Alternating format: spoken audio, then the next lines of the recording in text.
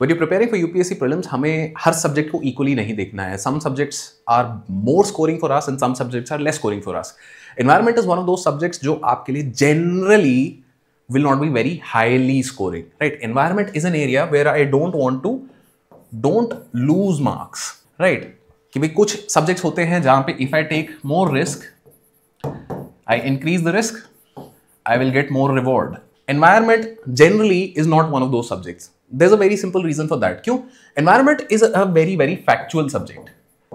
कि भाई आपसे बहुत ही ज्यादा फैक्ट बेस्ड क्वेश्चंस पूछे जाएंगे कि आपसे पूछा जाएगा कि भाई ये 4 स्पीशीज आपको दे दी हैं एंड इनमें से नॉक्टर्नल कौन है. अगर आपको पता है तो बहुत बढ़िया, नहीं पता है तो it's very difficult for me to actually make some logical sense कि भाई नहीं ये जानवर ऐसा होता होगा, नहीं है. You can't do that during the exam because it's such a factual subject. Therefore it has a bad risk reward ratio and therefore your objective in environment is to not lose marks. Gain marks मैं करूंगा कहां? Polity, economy, geography, science and tech. These are 4 areas जहां पे जहां मैं risk लेता हूं थोड़ा, अगर मैंने तैयारी करी है I can get a good reward. But environment, ancient medieval, art and culture, ये वो एरियाज हैं जहां पे बहुत ज्यादा मुझे रट्टा मारना है and because of that it becomes hard for me to actually gain a lot of marks. So with that let's talk about environment कि पिछले सालों में कितने क्वेश्चंस यहां से आए हैं. राइट, सो एनवायरनमेंट में शुरुआत करते हैं with the number of questions in any given year. तो there was a period and time in 2014-15 जहाँ पे एकदम से environment का importance बढ़ गया था. And you know there are some anomalous years बीच में जहाँ पे 20 questions आ जाते हैं. But generally in any given year you have 12 to 15 questions coming from environment.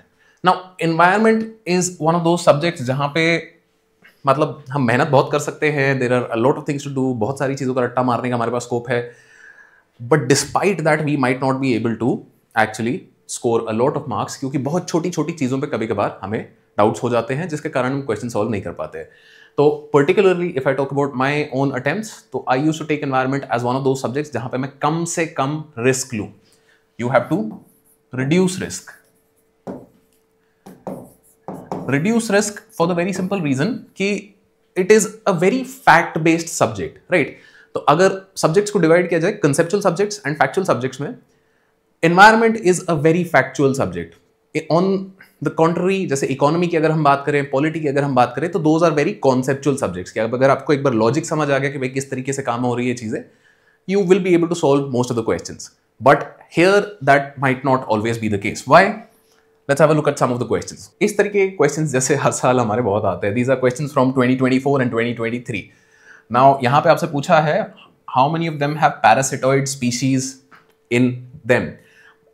ये क्वेश्चन इस चीज का नहीं है कि कैराबिट इन सब में क्या हो रहा है नहीं हो रहा है. हमें बस ये बताना है कि इन दिस लार्ज फैमिली कि भाई beetles, centipedes, flies, parasite beetles होते हैं क्या?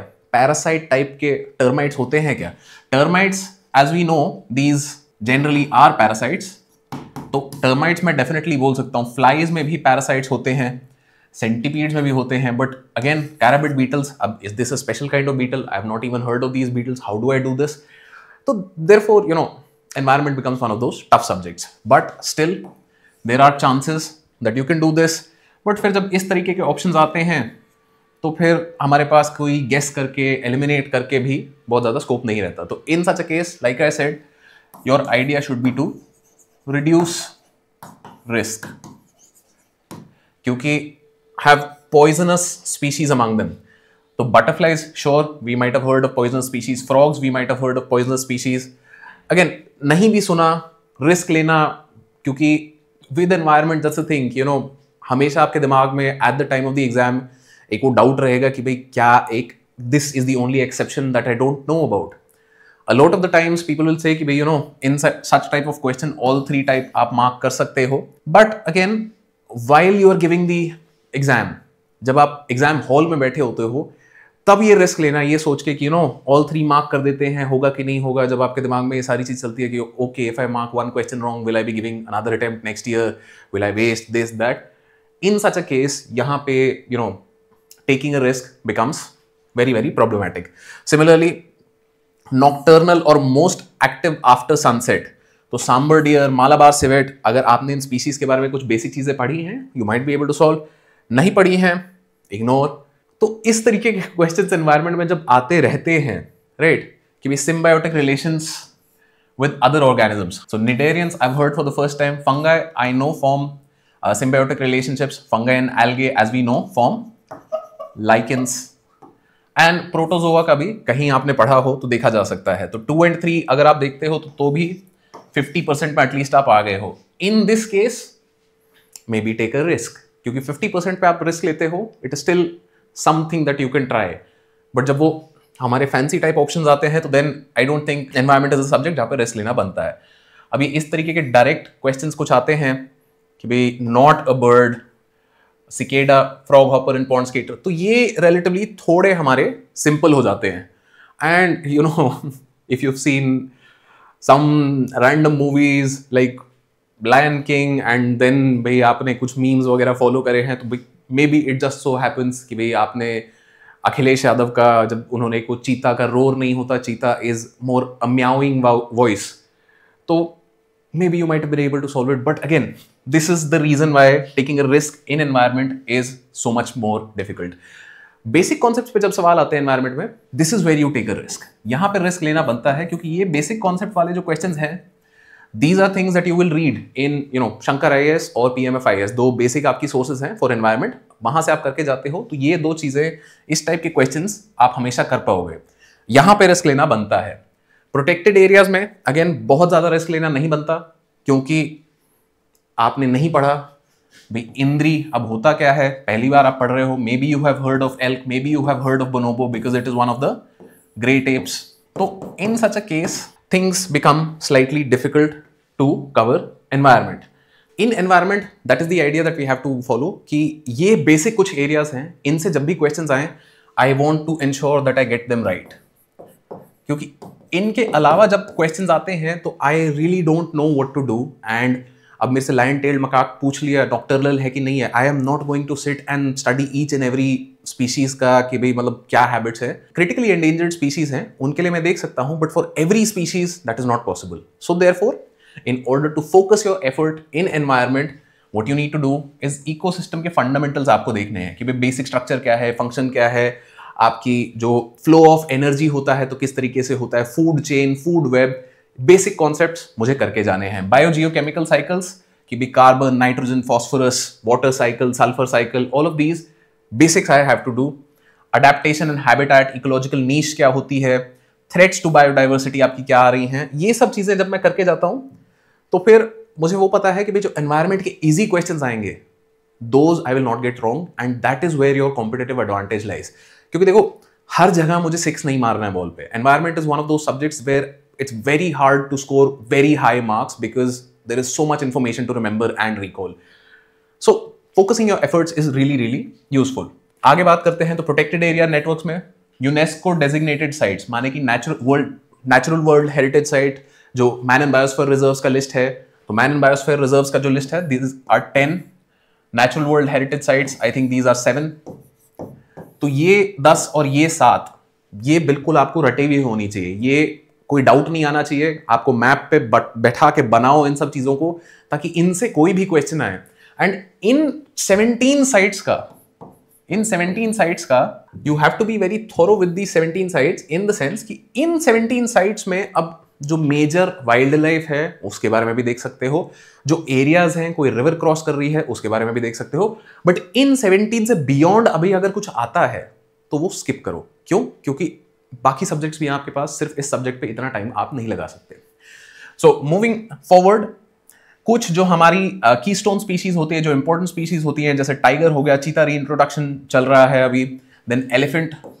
तो ये जो मतलब you know species that are very popularly seen in the news, these species you should be aware of कि भाई इनका कहाँ major habitats हैं, किस तरीके से movement है, and if there is some news तो उसके ऊपर हम focus कर सकते हैं. Other than that, Ramsar sites which are you know recently being बहुत थोक के भाव डिक्लेयर करी जा रही हैं, इन पे बहुत ज़्यादा हमें फोकस करना है. सिमिलरली और आगे हम चलते हैं तो IUCN रेड लिस्ट कैटेगरी जो है, वहाँ पे क्रिटिकली एंडेंजर्ड स्पीशीज पे स्पेसिफिक हमें ज़्यादा ध्यान देना है. बहुत सारी स्पीशीज है, बहुत सारे टाइप की हैं, बट यहां पे न्यूज बेस्ड हमें चलना है. Critically endangered species first, then कोई अगर नई स्पीशीज डिस्कवर हुई है तो, and if there is some major programme that the government is launching और internationally is being launched, those are the things that I want to focus on. So this is where आपका environment जो है current affairs से काफी ज्यादा link हो जाता है, क्योंकि there is too much to do, we have to be focused and effective. Conservation challenges में बेसिक चीजें आप देख सकते हो, बट स्पेशल फोकस वाली स्पीशीज जो है कि भाई इंडिया में कोई एंडेमिक है या फ्लैगशिप स्पीशीज, जैसे अभी हमने बात करी इन्वेजिव स्पीशी कोई नई आई है, तो उसके बारे में आपको जरूर देखना है यहाँ पे। And then finally this is a major area for you, environmental pollution. और पोल्यूशन में हमें हर टाइप के पोल्यूशन के बारे में जानना है काफी डिटेल में। जैसे एयर पोल्यूशन में for example if you live in Delhi NCR, you know कि भाई PM2.5 PM10 लेवल्स आपके बहुत हाई हैं मोस्ट ऑफ द टाइम। अभी थोड़ा ठीक चल रहा है, बट दैट्स द आइडिया कि भाई what is the makeup of PM10 and PM2.5, क्या क्या चीजें उधर मेजर कर रहे हैं एग्जैक्ट, आपको थोड़ा ध्यान होना चाहिए। उसके अलावा वाटर पोल्यूशन, जैसे कि अभी रिसेंटली दिल्ली इलेक्शंस हुए हैं, तो there is a lot of talk about कि यमुना रिजुविनेशन की बात करेंगे, राइट, यमुना को क्लीन करेंगे। तो what exactly is it that is polluting the Yamuna, what are the things that can be done in order to rejuvenate rivers. अब जैसे कुंभ चल रहा है, तो कुंभ के टाइम पे भी मतलब जो संगम एरिया है that is getting a little polluted, तो भाई what can be done to improve that. All of these things अब आपके फोकस में है, because these things are in news again. Waste management, agricultural pollution and emerging pollutions like आपके microplastics हो गए, light pollution की जैसे आजकल बहुत बात हो रही है सिटी में, and noise pollution, electromagnetic pollution. तो इन सब चीज़ों में जो नए नए एडवांसमेंट्स हो रहे हैं, कुछ नई चीज़ें हमें समझ आ रही हैं, those are the things that you want to pay more attention on. Now climate change, basic understanding आपको होनी ही चाहिए कि भाई what exactly is the greenhouse effect, या भाई किस कारण से जो एंथ्रोपोजेनिक क्लाइमेट चेंज जिस चीज़ को बोलते हैं, तो वो क्यों हो रहा है, क्या हो रहा है, इंडिया पे इसका क्या इंपैक्ट होगा।